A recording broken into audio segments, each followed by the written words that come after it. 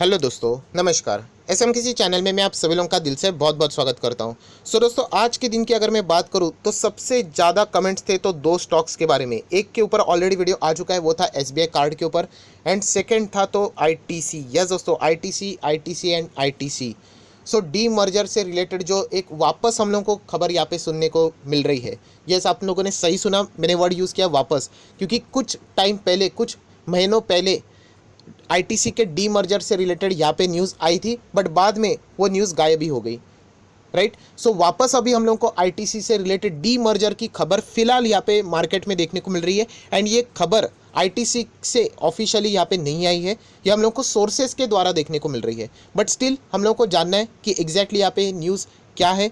Sources के द्वारा भले क्यों ना हो, एग्जैक्टली जानना है उसका इम्पैक्ट आईटीसी के ऊपर पॉजिटिवली कैसे गिर सकता है, वो भी हम लोग को जानना है। डी मर्जर मतलब क्या, वो भी एक छोटा सा हम लोग पार्ट देख लेंगे। इसका फ़ायदा आईटीसी को कैसे हो सकता है, आईटीसी का बड़ा प्रॉब्लम क्या है, एंड ये डी मर्जर उसका प्रॉब्लम कैसे सॉर्ट कर सकता है, वो भी हम लोग को यहाँ पे देखना है। राइट, तो चलिए दोस्तों, बहुत ही मज़ेदार ये वीडियो रहने वाला है, बहुत कुछ सीखने को मिल सकता है। सो फटाफट इस वीडियो को स्टार्ट करते हैं। बट उससे पहले जरूर कहना चाहूँगा कि किसी ने फर्स्ट टाइम विजिट किया, चैनल को सब्सक्राइब कर लेना, बेल आइकन को हिट करना। स्टॉक मार्केट क्लासेस को भी आप लोग फॉलो कर सकते हो, लिंक ऊपर आई बटन पे नीचे डिस्क्रिप्शन बॉक्स में मिल जाएगी। एंड आज के दिन भी बहुत सारे वीडियोस आपको देखने को मिल चुके हैं, सारे वीडियो के लिंक नीचे डिस्क्रिप्शन बॉक्स में दे दिए, आप खुद को अपडेट यहाँ पे इन वीडियोस को देख के रख सकते हो।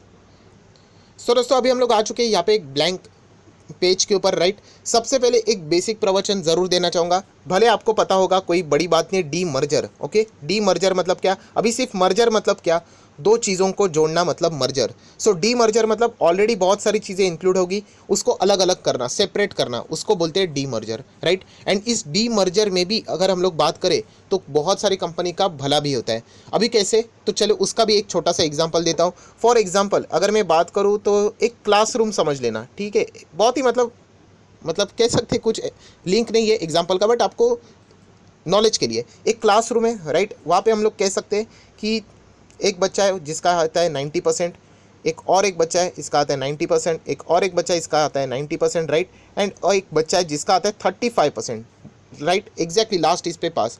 सो दोस्तों, एग्रीगेटली अगर हम लोग परफॉर्मेंस देखें इस क्लास का, सो अगर आप लोग निकालोगे तो वो 90% मतलब 90% के आसपास आना चाह रहा था, बट 35 की वजह से वो परसेंटेज डाउन चला गया।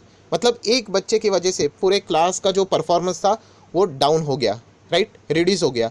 सो अगर हम लोग अगर बात करें तो इन तीन बच्चों को अगर अलग से एक क्लासरूम में रख दे एंड इस बच्चे को अगर अलग से रख दे, सो हम लोग कह सकते हैं इनका परफॉर्मेंस कैसे रहेगा, 90% देखने को मिलेगा, एंड इसका अलग से। सो यही चीज़ आईटीसी में भी हम लोग को बहुत सालों से यहाँ पे देखने को मिल रही है।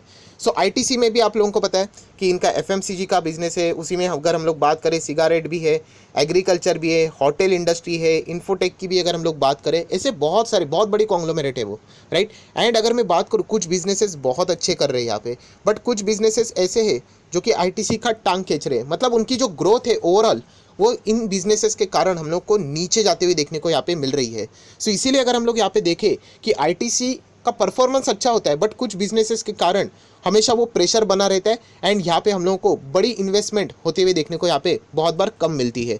इसीलिए वो स्टॉक अगर आप देखो कि बहुत सालों से हम लोग को एक ही रेंज में देखने को मिल रहा है, इतना क्वालिटी का स्टॉक। मतलब बुक के हिसाब से जाओगे ना, हम लोग बुकिश नॉलेज बोलते हैं, वैल्यूएशन ये होना चाहिए, पी रेशो ये होना चाहिए, XYZ ये होना चाहिए, उसके लिए सबसे परफेक्ट अगर कोई स्टॉक रहेगा मार्केट में तो वो रहेगा आईटीसी। एंड इसीलिए रिटेल इन्वेस्टर छोड़ दीजिए, बड़े बड़े म्यूचुअल फंड उसमें पैसा लगा के अभी तक अटके हुए हैं। या दोस्तों, कितने साल हो चुके हैं, आईटीसी हम लोग को उसी लेवल पे देखने को यहाँ पे मिल रहा है।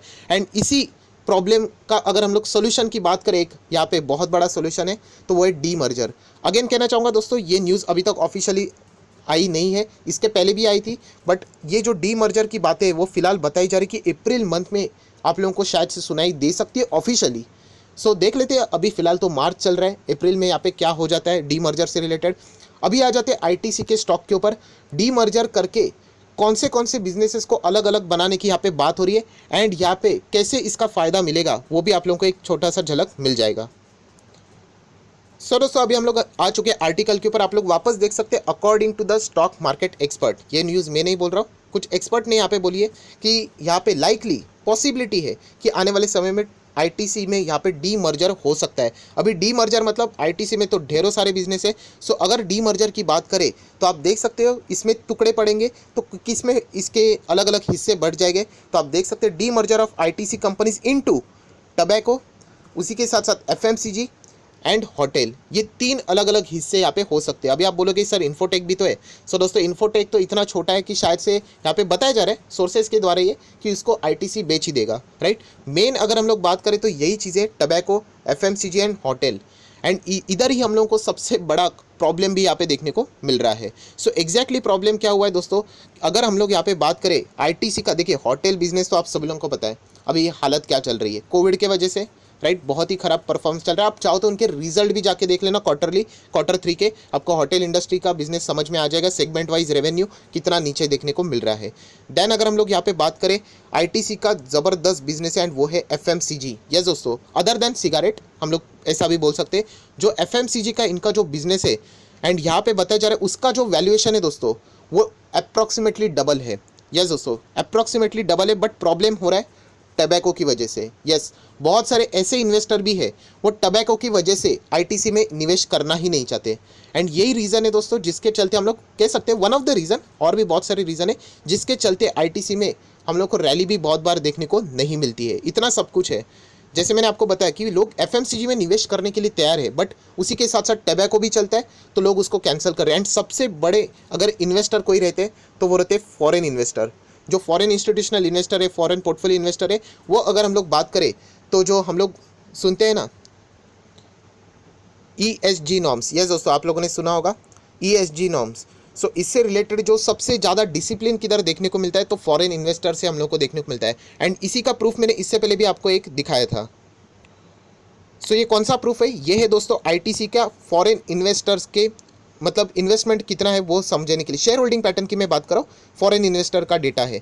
सो दिसंबर 19 से लेकर 20 आप देख सकते हैं 15.18, देन 14.65, देन 14.6, 12.96 आप देख सकते हो। मतलब डिमिनिशिंग मैनर में देखने को मिल रहा है। इतना ज़बरदस्त ये कंपनी है, बट हम लोग कह सकते हैं हर एक का अपना अपना रीज़न होता है, राइट। हम लोग ये नहीं बोल सकते कि सबका रीज़न सेम होना चाहिए, हर एक को अपना जो रीज़न लगता है वो यहाँ पे वो बोल सकता है। सो हम लोग कह सकते हैं ये एक मेजर रीज़न है। फॉरेन इन्वेस्टर यहाँ पे ईएसजी नॉर्म्स को बहुत ज़्यादा स्ट्रिक्टली फॉलो करते हैं, जिसके चलते हम लोगों को यहाँ पे फॉरेन इन्वेस्टर का पैसा आते हुए देखने को नहीं मिलता है।